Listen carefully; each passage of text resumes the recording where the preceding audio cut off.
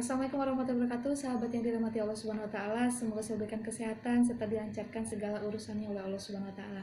Sahabat, pada kesempatan kali ini saya akan membacakan sebuah cerita yang berjudul Berkah dari Menyedekahkan Pakaian. Diriwayatkan suatu hari ada seorang pengemis mengetuk pintu rumah Rasulullah SAW. Pengemis itu berkata, "Saya pengemis ingin meminta sedekah dari Rasulullah." Lalu Rasulullah bersabda, "Wahai Aisyah, berikanlah baju itu kepada pengemis itu."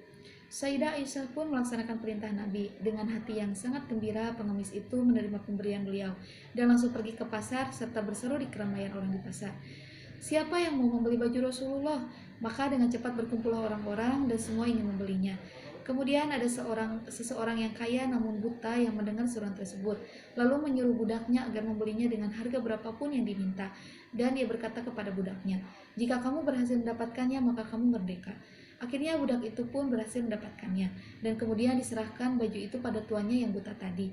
Alangkah gembiranya si buta tersebut dengan memegang baju Rasulullah itu. Orang buta tersebut kemudian berdoa dan berkata, "Ya Rob, dengan hak Rasulullah dan berkat baju yang suci ini, kembalikanlah pandanganku."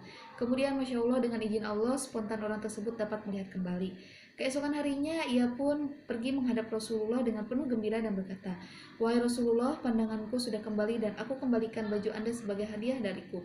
Sebelumnya orang itu menceritakan kejadiannya sehingga Rasulullah pun tertawa hingga tampak gigi gerahamnya, padahal biasanya Rasulullah jarang sekali tertawa. Kemudian Rasulullah bersabda kepada Sayyidah Aisyah, "Perhatikanlah baju itu, wahai Aisyah.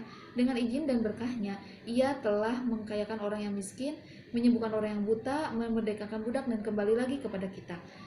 Al-Imam Asyuyuti menyebutkan dalam salah satu kitabnya bahwa pahala sodakoh itu ada 5 macam.